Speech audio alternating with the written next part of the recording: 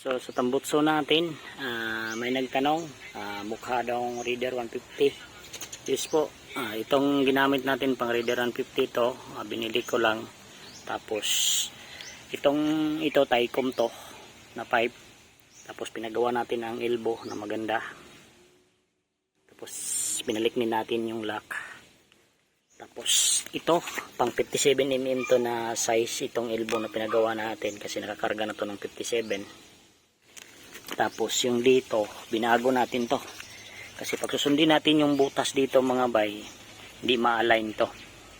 Yung butas dito binago natin. Tapos ang ginamit natin dito pag butas sa loob is thick screw, yung pang atop mga bay, yung pang kulurop na thick screw. Pakita ko yan ang thick screw ha. Ito mga bayo, ito yung ginamit natin dyan pag butas para diretso na babari na. So yan lang po kadali.